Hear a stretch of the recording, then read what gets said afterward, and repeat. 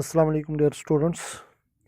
In last lecture we discussed about how potential energy of an object can be calculated, and while calculating the potential energy we only bother about the conservative forces because conservative forces are the only forces which are responsible for potential energy of an object.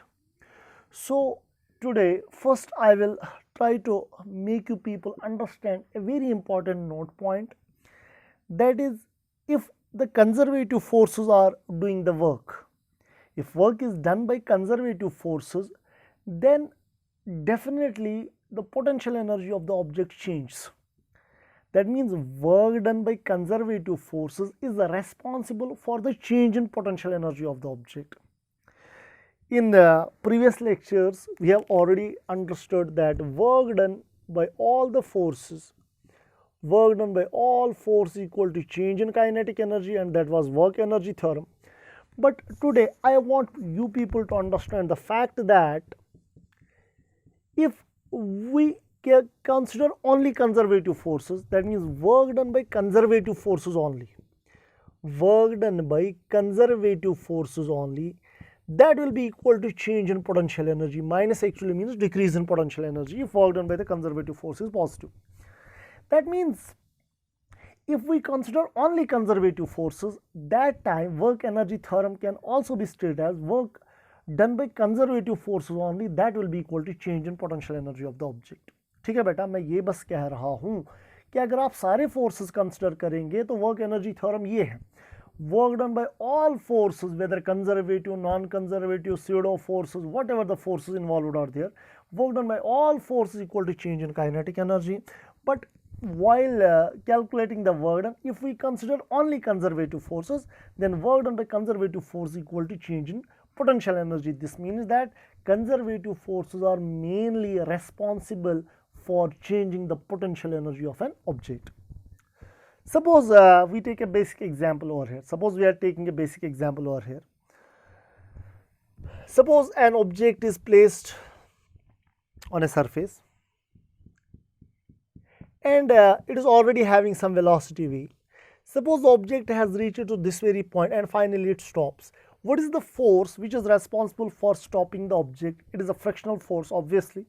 So when the block is moving ahead, frictional force will be in backward direction. So work is done by frictional force, and that frictional force is non-conservative force. That means it is only non-conservative force which is doing work on the object. So non-conservative force is doing work, so potential energy will not be going to change, because conservative force जो work करते हैं वो potential energy change करवाते हैं. सो यहाँ पर बेटा non conservative force, frictional force चूंकि नॉन कंजर्वेटिव फोर्स है तो बॉडी की पोटेंशियल एनर्जी चेंज नहीं होगी, बॉडी की काइनेटिक एनर्जी चेंज होगी. यहाँ पर बॉडी की वेलोसिटी बेटा v है, फाइनली बॉडी स्टॉप हो गई है, यानी इसकी वेलोसिटी 0 बन गई है. तो यहाँ से पता चल रहा है कि भाई जो फोर्स है वो तो नॉन कंजर्वेटिव था, तो काइनेटिक एनर्जी चेंज हो रही है. ठीक, तो अगर सिर्फ और सिर्फ आप कंजर्वेटिव फोर्सेस लेंगे, वो क्या करेंगे, बॉडी की पोटेंशियल एनर्जी चेंज करवाते हैं. चलिए ये बात भी हमें समझ आई. Suppose sometime in some cases, बात को समझने की कोशिश करिए. मान लीजिए मेरे पास और एक केस बन रहा है, यहाँ पे ये और एक केस है. ठीक बेटा, तो यहाँ पर मैं क्या कर रहा हूँ, मेरे पास एक ऑब्जेक्ट है, इसका मास है m, ये स्प्रिंग के साथ अटैच है. पहले बताइए स्प्रिंग में जो रेस्टोरिंग फोर्स है वो कंजर्वेटिव है कि non conservative?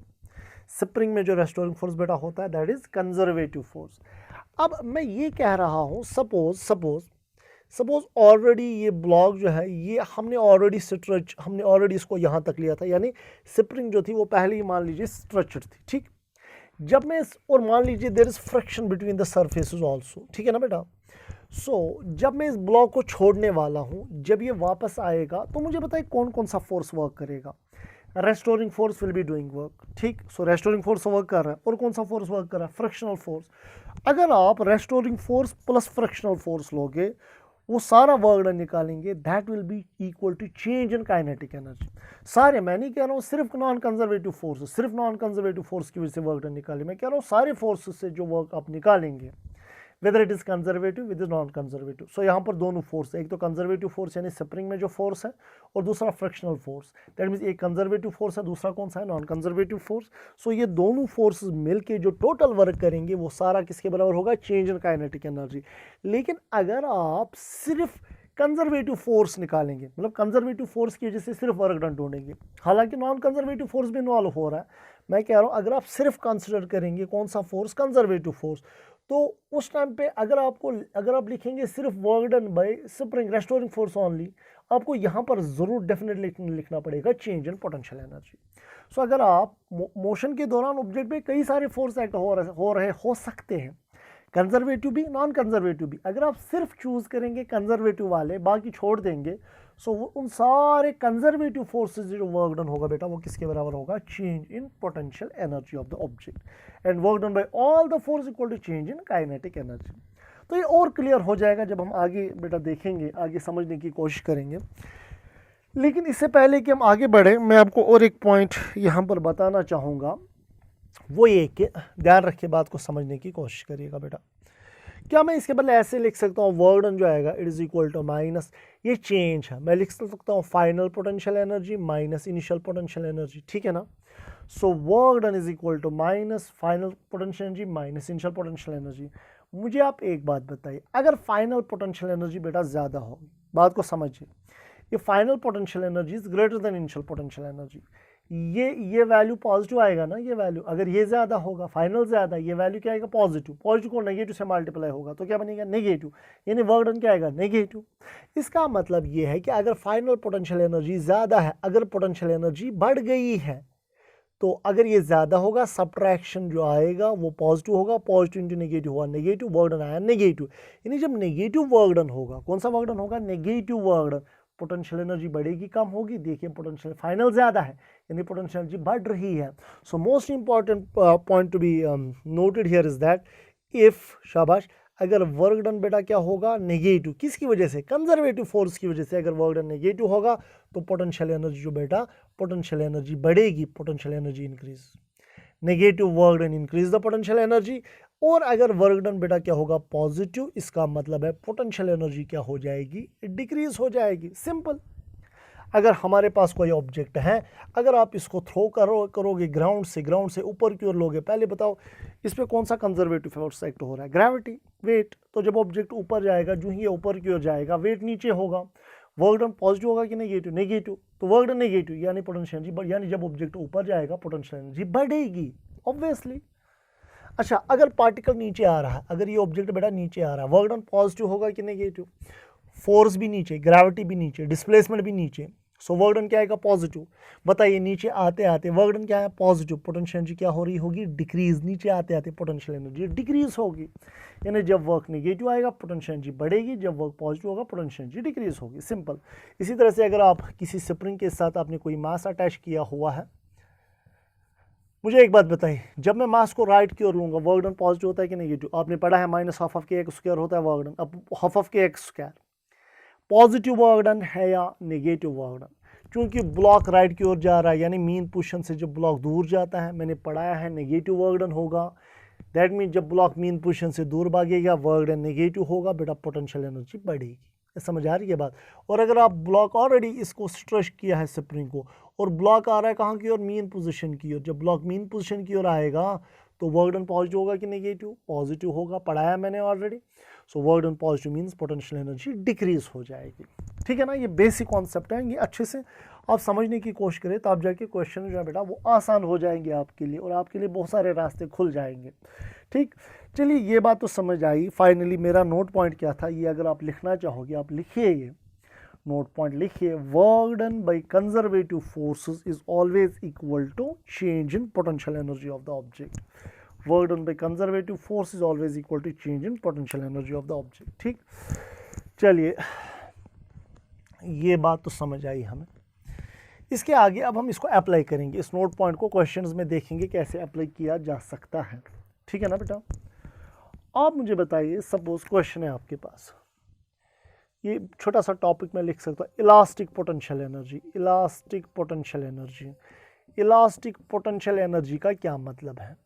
Elastic potential energy का मतलब है जो हमारे पास स्प्रिंग होती है, एनर्जी स्टोर्ड इन स्ट्रेच्ड और कंप्रेस्ड स्प्रिंग।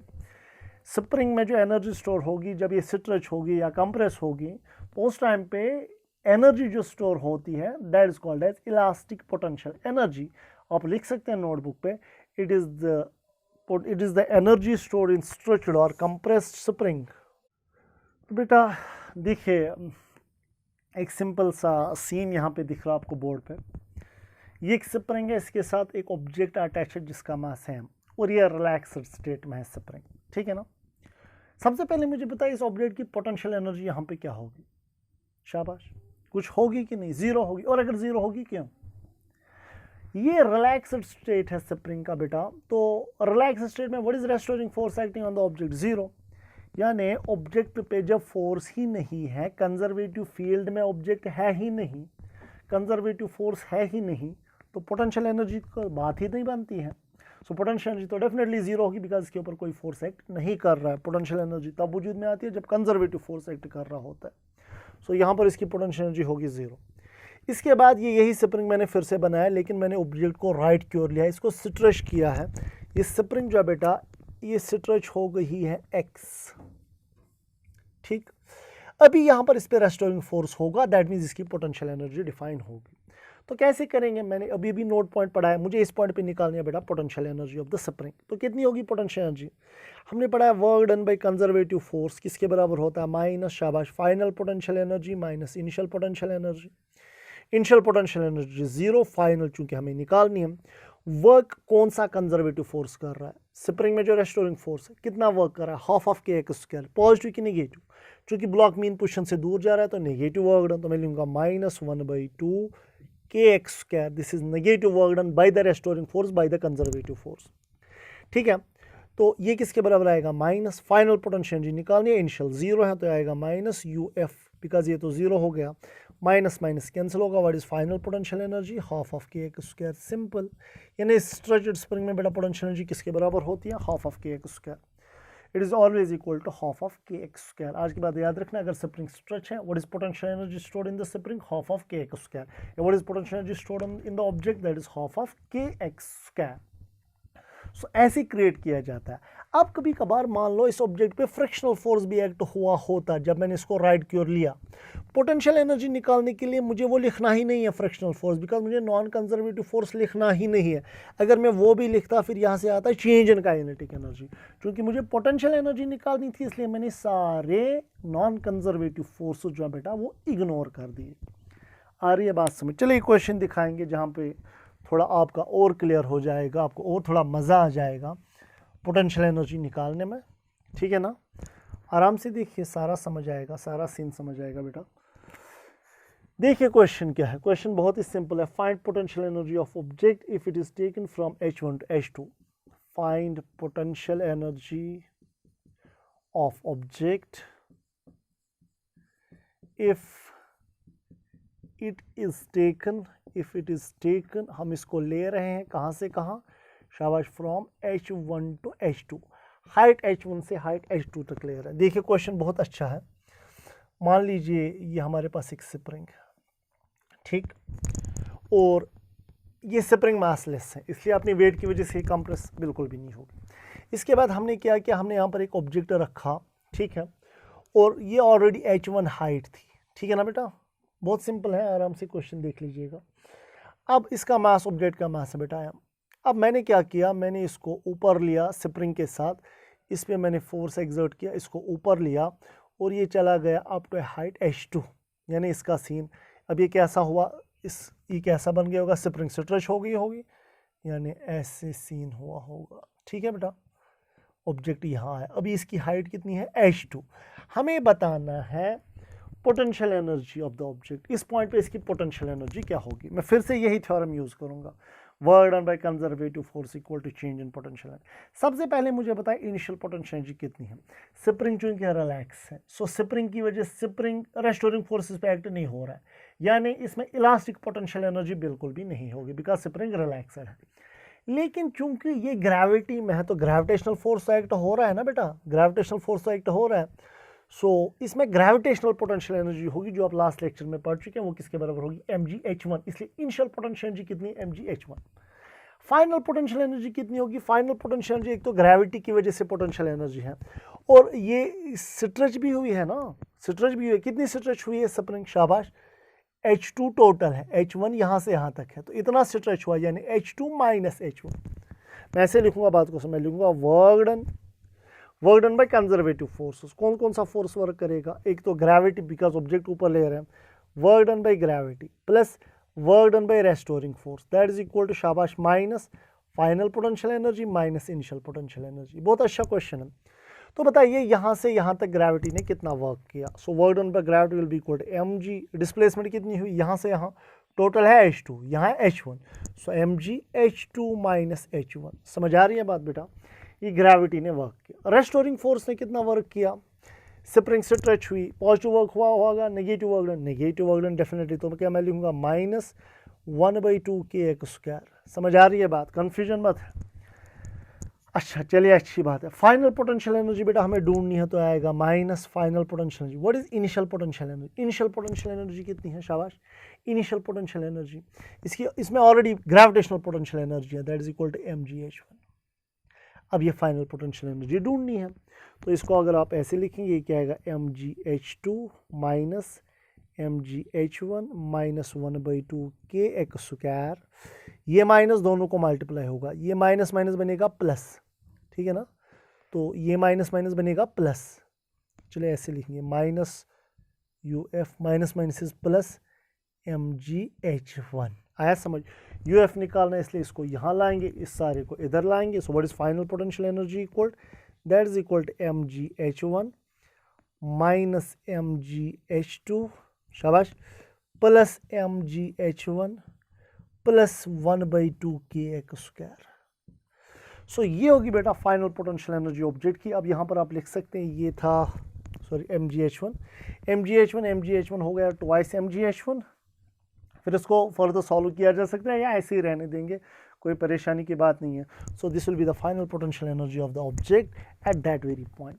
सो मैं ये कहना एक्चुअली आपको चाहता हूँ कि जब भी आपको बेटा पोटेंशियल एनर्जी ढूंढनी हो ना, आप सिर्फ कंजर्वेटिव फोर्सेस लें। कंजर्वेटिव फोर्सेस से जो टोटल वर्क डन होगा, वो सारा वर्क डन किसके बराबर होगा, minus change in potential energy of the object. आ रही है बात समझ, चलिए ठीक है, आगे देखेंगे बेटा, आगे बढ़ेंगे। सिर्फ हमें नोट पॉइंट्स ही पढ़ने हैं, ये बहुत काम आएंगे कॉम्पिटिटिव एग्जाम में। सो हमने अभी पढ़ा है work done by conservative forces equal to minus change in potential energy, पढ़ा है ना, बहुत बेसिक है। सो क्या मैं ऐसे लिख सकता हूँ, चेंज इन पोटेंशियल एनर्जी बेटा किसके बराबर आएगा, delta is equal to minus work done. अब कंजर्वेटिव लिखने की जरूरत नहीं है।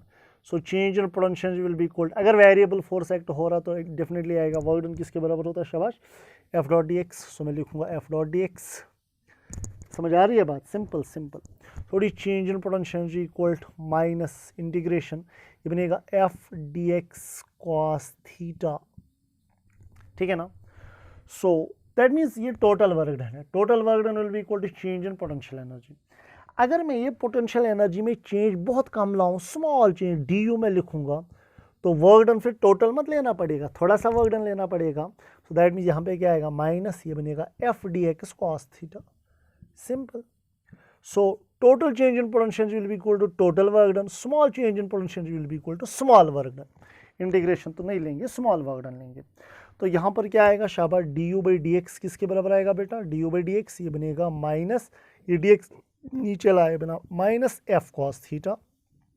सो यहाँ पर ये बहुत ही इंपॉर्टेंट नोट पॉइंट समझ आया, माइनस इधर जाएगा, बनेगा minus d u by d x, ये किसके बराबर आएगा बेटा, f cos theta, minus d u by d x is equal to f cos theta. ये बहुत इंपॉर्टेंट रिलेशन है, ये इंशाल्लाह जब हमारा नेक्स्ट लेक्चर में बताऊंगा, उस लेक्चर में ये पूरा समझाऊंगा, ये मसला क्या है, ये माइनस साइन क्या है, D u by d x का क्या मतलब है, कैसे हम किसी वेक्टर को स्केलर के साथ जोड़ सकते हैं। Thank you very much.